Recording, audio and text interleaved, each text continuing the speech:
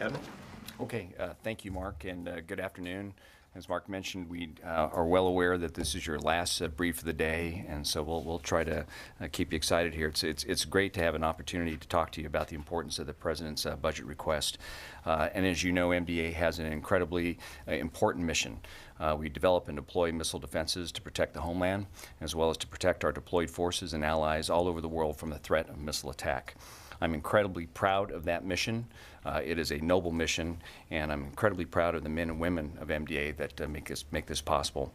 So at this point, without any further ado, I'd like to turn it over to Ms. Michelle Atkinson, who is our Director for Operations, so she can run you through the particulars of our budget request for FY20, and then we'll be happy to take your questions. Thank you, Admiral. Good afternoon. I appreciate the opportunity to brief you today on the Missile Defense Agency's fiscal year 20 budget request. Our budget request is consistent with the President's commitment to expand and improve our missile defense capability, while at the same time recognizing that we must be able to address tomorrow's threats, which continue to expand and advance. Next chart. In FY20, MDA will continue to strengthen and expand the deployment of defenses for our nation, deployed forces, allies, and international partners against increasingly capable missile threats. The Missile Defense Program will support our warfighters and the needs of the combatant commanders by developing, integrating, testing, and deploying interceptors, sensors, and improvements to the ballistic missile defense system. Next chart. MDA's priorities for missile defense are nested within the National Defense Strategy priorities and are as follows. First, we must continue to focus on increasing system reliability to build warfighter confidence. We need to increase engagement capability and capacity, and also rapidly address the advancing missile threats. Our budget request maintains operational missile defense capabilities for existing homeland and regional defense forces, continues to increase interceptor inventory, and will use existing technologies to improve sensors, battle management, fire control, and kill vehicle capabilities to address the evolving threats. Next chart. The current BMDS can defeat the current ballistic missile capabilities of our adversaries, but we require additional capacity and advanced capabilities in order to stay ahead of the evolving threat. The projected missile threat is complex and volatile, and it includes evolving ballistic and hypersonic missile threats. It is critical that we continue to develop innovative and breakthrough technologies to outpace rogue state offensive missile capabilities against the U.S. homeland. This evolving threat demands a globally present and persistent sensor network to be able to track it from birth to death. Next chart. The recently completed Missile Defense Review recognizes the evolving missile threats that we face and underscores that missile defense must remain a high priority investment in our national defense strategy. Indeed, the missile defense mission is expanding to include non-ballistic threats. Aligned with the current national and defense strategies, the MDR strengthens our posture as we continue to make progress in the development and fielding of a BMDS to defend our homeland, our deployed forces, our allies, and partners. The MDR supports the critical need to pursue new concepts and technologies to address tomorrow's threat. The MDR also emphasizes our continued pursuit of cooperative relationships with allies and partners to field interoperable and effective regional missile defenses. Next chart. MDA's FY20 budget request is a total of $9.4 billion to continue the development of a reliable, increasingly capable, and state-of-the-art missile defense for our nation-deployed forces, allies, and international partners. Our priority in this budget remains the delivery of greater missile defense capability and capacity to our warfighters, and includes investments in advanced technology development and future capabilities. Next chart. MDA remains committed to delivering, expanding, and sustaining our nation's homeland missile defenses, and we request $1.8 billion in FY20 for the Ground-Based Mid-Course Defense, or GMD, program. In FY20, we will continue to have 40 ground-based interceptors deployed at Fort Greely, Alaska, and 4 at Vandenberg Air Force Base in California. We will strengthen and expand homeland missile defenses by continuing the construction of a new missile field at Fort Greely and work to deploy 20 additional interceptors at Fort Greely, which will increase the total deployed GBIs from 44 to 64. This budget also continues development of the redesigned kill vehicle, or RKV. We are committed to using a rigorous engineering and test approach that provides a system to the warfighter that is both reliable and effective. A 2-year delay to the RKV program was necessary in order to complete design modifications and perform the testing to demonstrate that the RKV system will meet its requirements. Also in FY20, we will conduct a GMD flight test using a GBI launched from Vandenberg.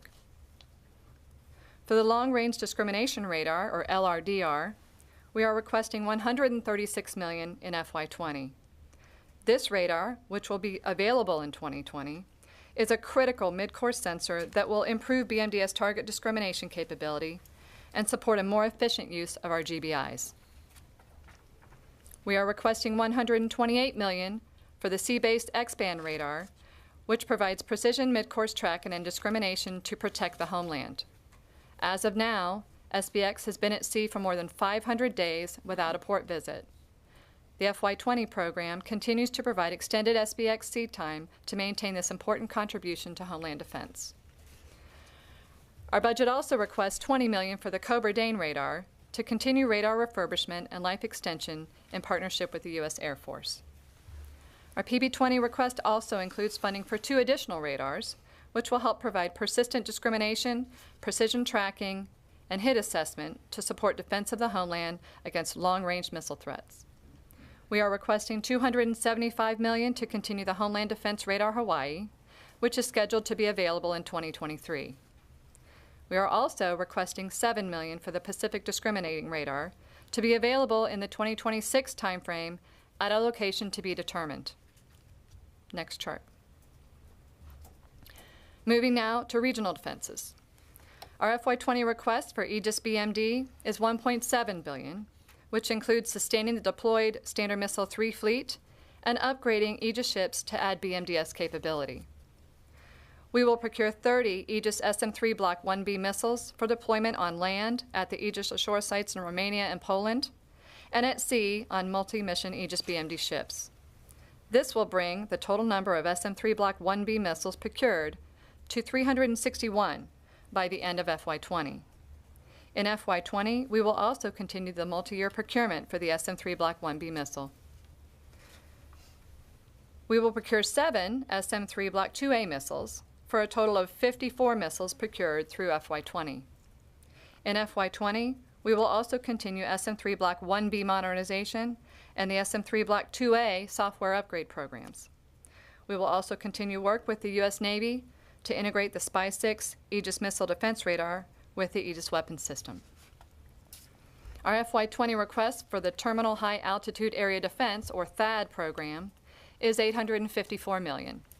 This will allow us to support the maintenance and sustainment of all BMDS unique items for the 7 fielded THAAD batteries and all of the THAAD training devices.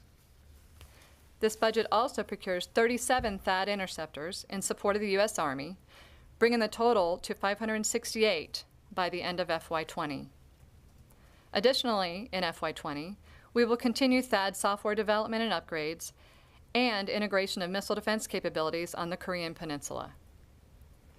We are requesting $543 million to support and sustain 12 TP2 radars, which includes the forward-based mode radars in Japan, Turkey, Israel, and U.S. Central Command. This funding also continues software development to improve discrimination capabilities and other upgrades to improve the TP2 radar performance. Our budget request of $500 million in FY20 for Israeli programs continues MDA's long-standing support of U.S.-Israeli cooperative programs to include Iron Dome, David Sling, and the Arrow weapon systems. Finally, in support of Phase 3 of the European Phased Adaptive Approach, or EPAA, our PB20 budget request includes $64 million to complete the Aegis ashore site in Poland to be available in 2020, and also to make capability improvements at other Aegis ashore sites. Next chart.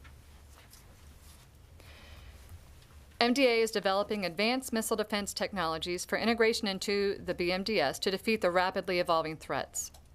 The investment strategy for these technology balances the need to address the most dangerous current threats with the need to position the U.S. to respond to threat developments in the future. We are requesting $157 million for hypersonic defense. The FY20 plan includes software modifications to current BMDS assets and further defines the architecture for future capability demonstrations.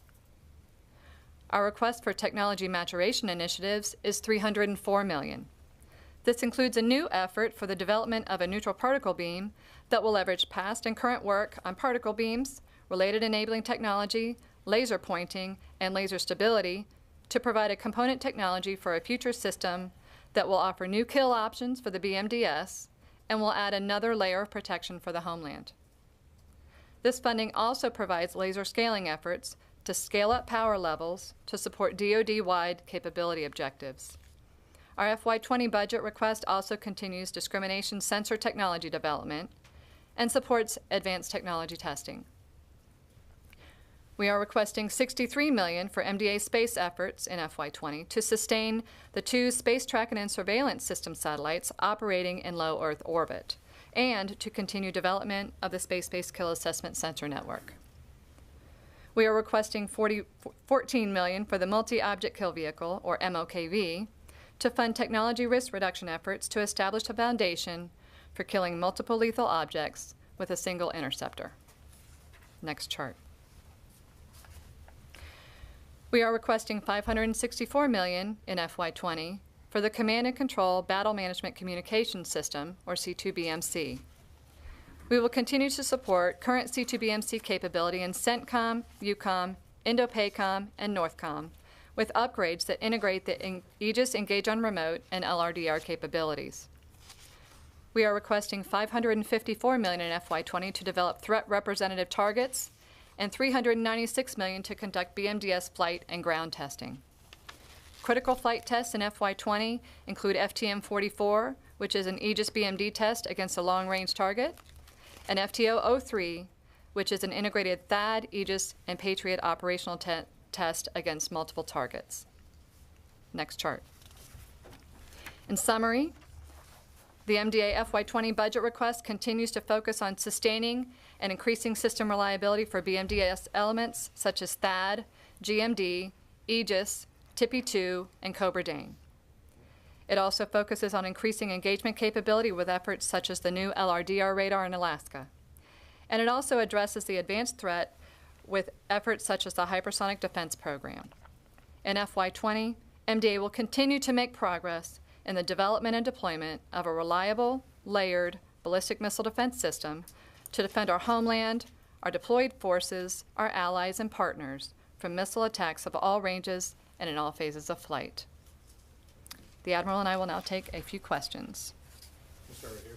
Hi, good afternoon. Thanks for doing this. My name is Tom Squitirio with Talk Media News. I have 2 questions, one off of what you said and one from something that happened yesterday. The radar in the Pacific that you didn't say where it's going to be yet, is that going to be on United States territory, or is it going to be someplace offshore? Can you answer that, or is that classified? I'll go ahead and give you the best answer that I can, given where we are today. That's always the one I prefer. Right. So, capability and capacity increase for the overall Indo-PACOM region is an important priority, and it's part of a broader sensor architecture, right?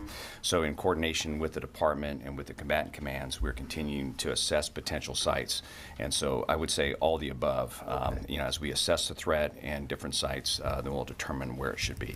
The reason I asked that question, it leads to one I had in mind when I came here. Yesterday, Austin Long spoke at the Hudson Institute, and the topic was hypersonics, and he noted how far, this is a Pentagon person, he noted how far China is on hypersonics, and the idea of having a network to determine hypersonics, including a sensor network, that the United States had a roadmap while China had investments.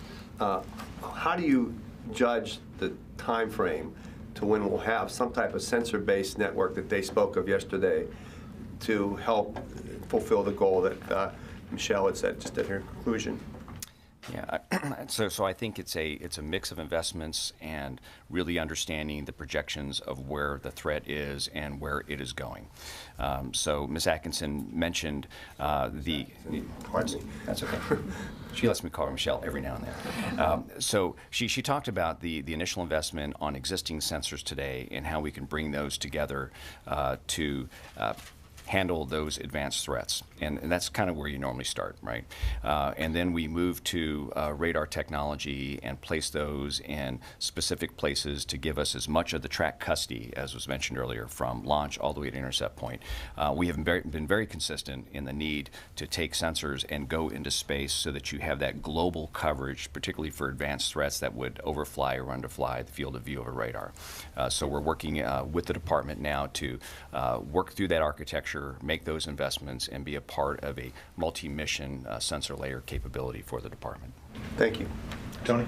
Tony Capascio, Bloomberg. You flicked the problem with the redesigned kill vehicle.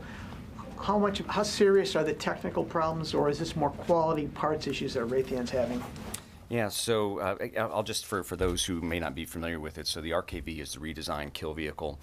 We went down this path, signed an acquisition plan back in 2015. The Undersecretary of Defense for Acquisition Technology and Logistics at the time signed that out, and we were moving through, came through a preliminary design review, and as we approached the critical design review at the end of last year, and those of you who aren't familiar with what a CDR is, when you get there, you're satisfied with the robustness of your design, you've done all the modeling and simulation, and you believe that you're ready to go to production. We have specific entrance criteria to take us there. We did not believe, as a government team, that we are ready to take that step into that critical design review. And so through coordination in the department all the way up to the Undersecretary for Research and Engineering, we determined that the best thing to do is to go back and assess that design and take the time to do it right. We could do what some programs do and what the Missile Defense Agency did years ago, which is to go ahead and produce what we've got and then deal with reliability issues in the fleet and erode the confidence of the warfighter. We know that is the wrong step. So we're going back to assess that design and do the proper testing, do the analysis, and then we'll go to the critical design review when we're ready. We're following our normal process of rigorous engineering, gated reviews, milestone driven. To what extent, though, are these quality parts issues? I understand there's been parts failures in thermal testing and late parts of the production lines. Now, it's the we've got to take a look at the whole design, which is what we're doing. We're assessing that, and we're looking at the impact to what that means over the long haul. So over the course of the next few months, we'll have a better feel, but we're working that very hard today. All right, well, to what extent is the fielding expansion to 64 now jeopardized because of this? Okay, so since the additional 20 ground-based interceptors were going to be tipped with the redesigned kill vehicle, a 2-year delay, again, up to 2 years based on our assessment today, would mean that those interceptors will move to the right by 2 years. Thank you. Yes, sir. Thank you. And just to follow up on that, they were initially supposed to be ready in 2023, and now they'll be ready in 2025? That's correct. Thank you. And just to follow up, sorry, my original question, your directed energy budget for the year, do you have a breakout for that one, please? Joe, I'll turn to you. Yes, sir. So I'll have to get back to you on the specifics, but our budget, as I stated in my briefing earlier, our budget includes funding for laser scaling and for other directed energy, like the neutral particle beam type efforts. We'll come back to you. Jason Sherman, Inside Defense. So there had been an effort to accelerate the RKV program. Is that effectively off the table now? We're reassessing the whole program, right? So in terms of any sort of acceleration, we're very focused in on following the system engineering rigor and getting it right. So that's where we are. What are the key milestones between now and that review in 2 years? And can you say a bit about who the key industry players are working on the RKV? Yeah, so the key is when we reset getting to a critical design review, you move those milestones to the right. So it's all the run-ups that would normally take you between a preliminary design review and get into critical design. So it is the testing phase that is required, is the modeling of the results of that, and then the full-up analysis before you get to the critical design review. Great. And last year, the MDA asked Congress for permission to put together a multi-year procurement of the SM-3 Block 1B. The FY20 request that MDA is putting forward shaves about 64 missiles from the plan that you told Congress you were going to execute on that multi-year procurement. It originally said that you could save 13%. Does the cost avoidance go up in the smoke here? What's the reason for cutting the missiles from the plan? So I can answer that in FY20, the number of missiles decreased because in FY19, Congress did not appropriate the advanced procurement funding. And so that enabled us not to start those interceptors in 19, so we have to start those in 20. So that provided a ripple effect through the fight-up of the quantity of interceptors. We fully are committed to the multi-year procurement, and we plan on pursuing that and moving forward this year. And will there be any savings associated with the multi-year procurement as a result? Yes, sir. We're still projecting about as much savings. Oh, you are. Great. Just a year later. And can you tell us what the status of the SM-3 Block 2A production decision is? Yeah, so we just recently completed an independent technical review that's driven by the Undersecretary for R&E, and the focus of that review was really on the overall reliability. So although we've completed the live fire test campaign and believe that we are almost ready to go to production. Part of being almost ready to go to production is to complete the assessments on overall long-term reliability and to ensure that we have an absolute producible design. So it's just normal course at this point, coming through the engineering to make sure that we're ready, but we anticipate that we'll be able to go to production this year. Wait, an independent technical review? An independent technical review before the production decision? Yes, just to lack of confidence in the capability? It's being driven by Dr. Griffin, and we fully support. We want to have those outside looks. We invite that in, and what we want to do is to ensure that because we're in a cooperative development on a complex system, we want to make sure that when we do go to production, it's a robust design and it's got long-term reliability. Sandra. Thank you. Sandra Irwin, Space News. We were told by DOD that they're actually making some changes in how they resource missile defense in terms of what the priorities of the missile defense review. They said that they are actually shifting from traditional to non-traditional. It was not clear to us what exactly that meant, so I was wondering if you can explain what traditional or resources from traditional missile defense are being shifted. And why do they call it missile defeat and defense? Is that a new thing? I'm not familiar with the statements that you said, but I will state that missile defense, investments in missile defense don't all go to, nor should they go to, the Missile Defense Agency. As you listen to Ms. Atkinson's overview brief, we discussed the other services. We're wedded closely to the Navy on Aegis ballistic missile defense, for example, closely wedded to the Army with the deployment of the Terminal High Altitude Air Defense System, closely with the Air Force when it comes to the operation of large radars around the globe. So I would say that the best way to answer your question is that it is a broad DoD-wide effort. It's a complex threat, and it requires full up, all hands on deck response to it. For the space-based discrimination for hypersonic defense, yeah. Are there investments being made now outside of MDA? Absolutely. Yeah, and so what I mentioned earlier is that it'll be a multi-mission, department-wide effort to deploy this system that has more than just the missile defense mission. So we are tucked into that overall architecture and fully supportive of the department's efforts to get a multi-mission capability deployed. And why defeat? Why do they have a new name now, defeat and defense? What is the difference? That's been around for a bit, but I would say it is the integration, which is important, between the left of launch operations and the actual passive and active defense measures. Thank you. Yeah.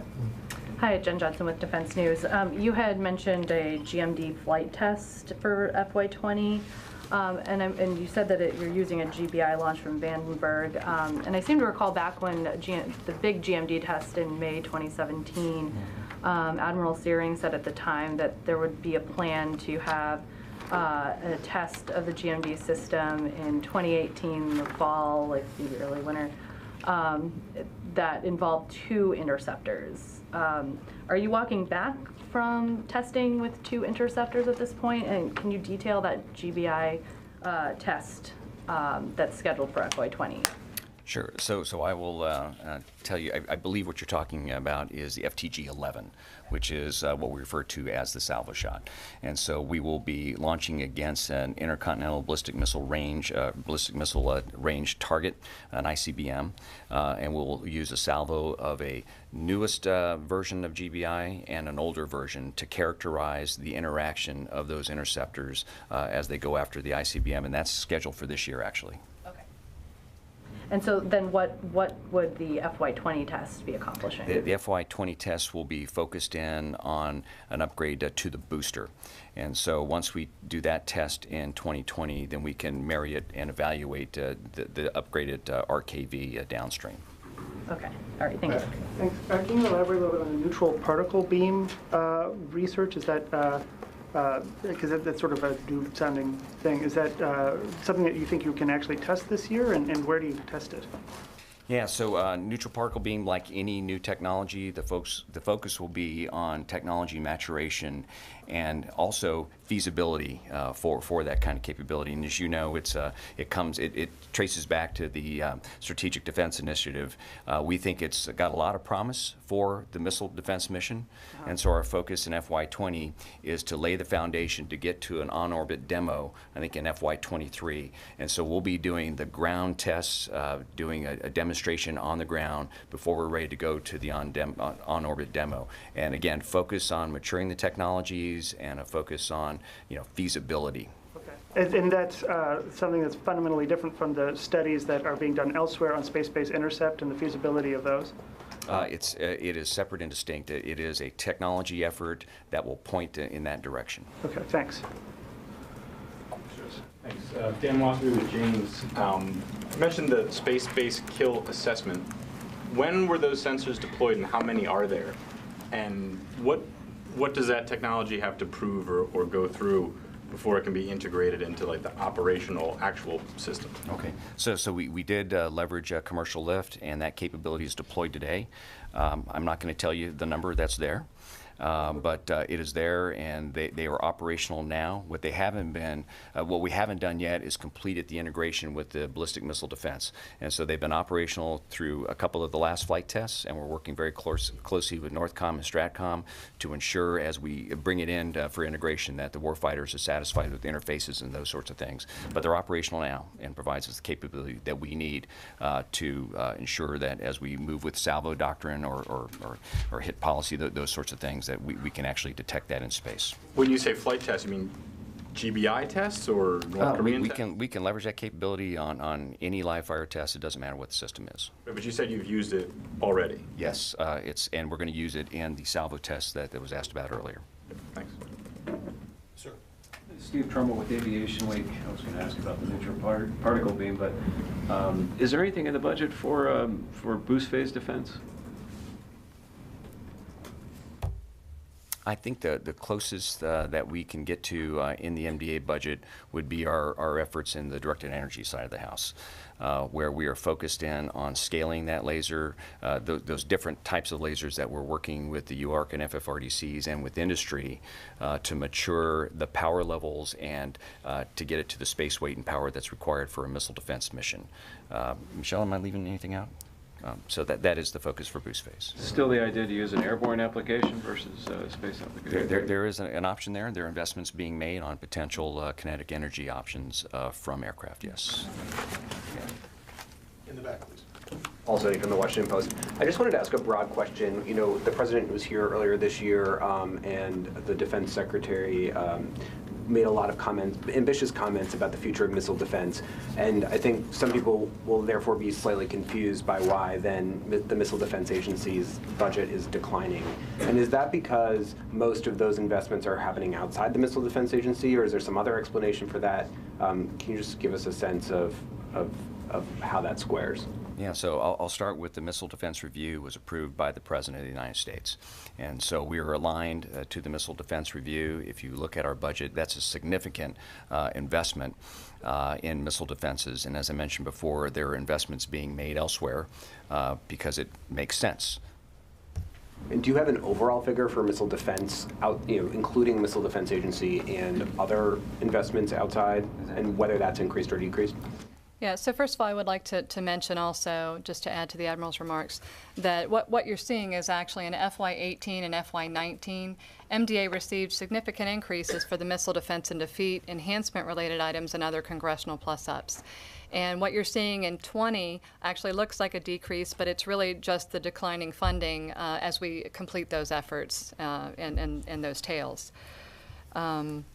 I do not have a dollar figure. That would probably, for the funding elsewhere in the department, that would be a question for the department.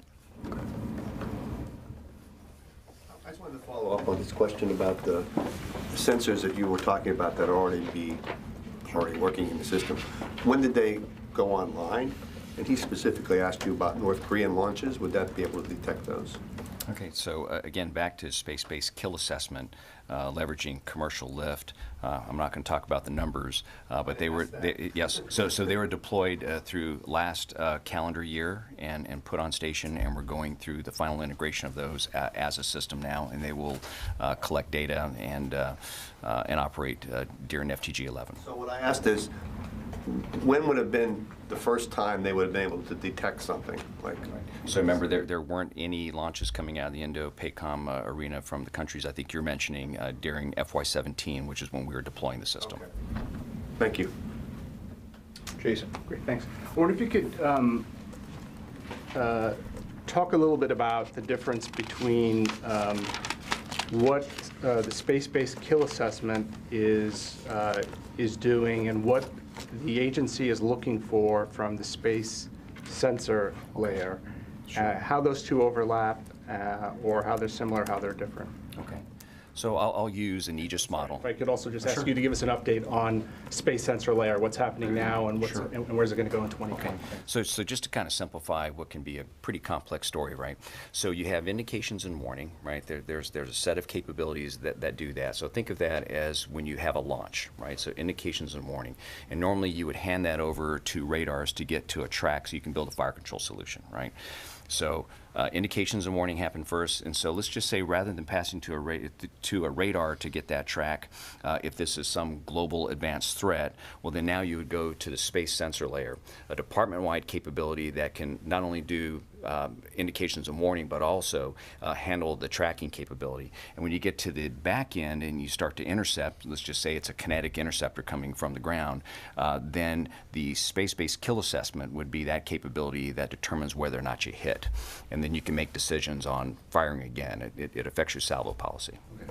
Great. Does that make sense? It does. And what's the status of the space sensor layer effort? Now we're making investments across the department to get to that multi-mission capability. So I would tell you where we are today is going through a deep assessment on what that architecture should look like. Not only the numbers of capabilities, but how you would spread those capabilities, because you may not put them all on one bird. How many do you need, and on what orbitology? Right. And so what are the main goals for FY19 and FY20 for space sensor layer? It is the development of the sensors that would go on as part of the payload. And that was one of the things that was highlighted during the Missile Defense Review rollout here, yet it's not mentioned at all, I don't believe, in the presentation that you gave here. Right, because it is a broader department initiative that we are a part of. And I say multi-mission, and maybe that's just too broad of a term, but I mentioned indications and warning. I talk about detection and tracking. There are other capabilities that system will be required to do, and we're just part of that. So who has the lead on space sensor layer?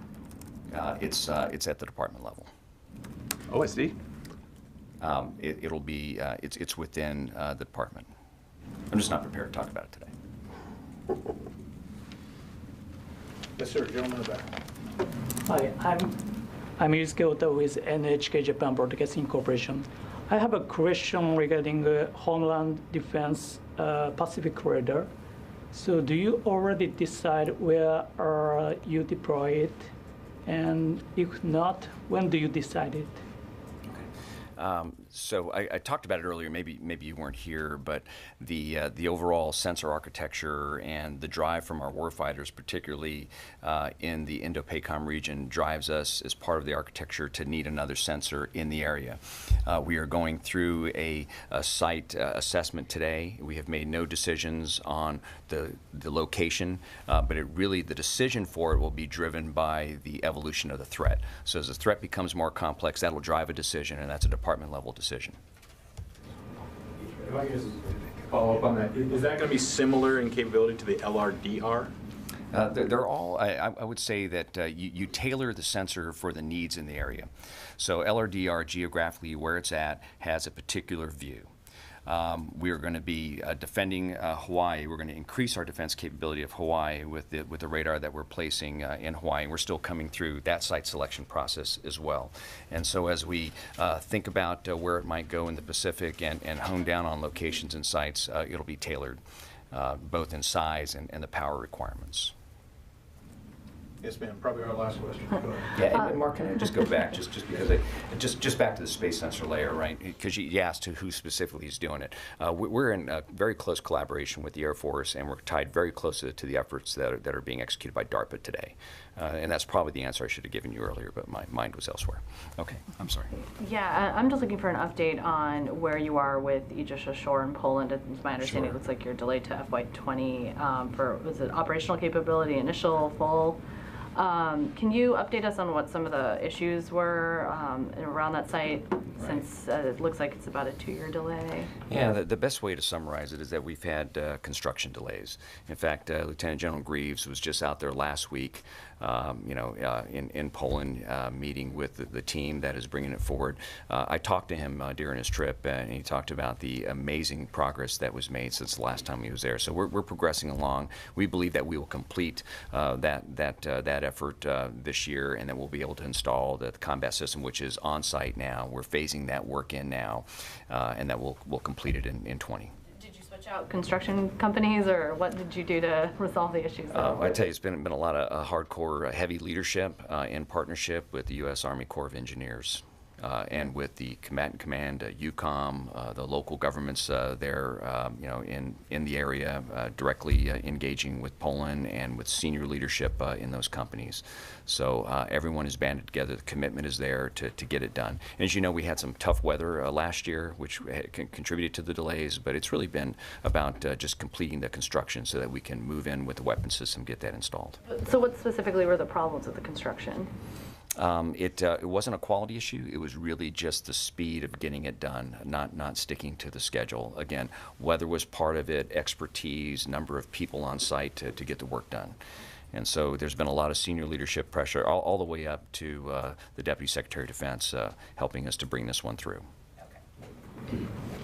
All right, guys, I think that's all we've got time for. Thank you very much for coming. Thanks. Ma'am, Thank you, Mark. sir. Thank you very much for your time today. Okay, thank you. Thank you.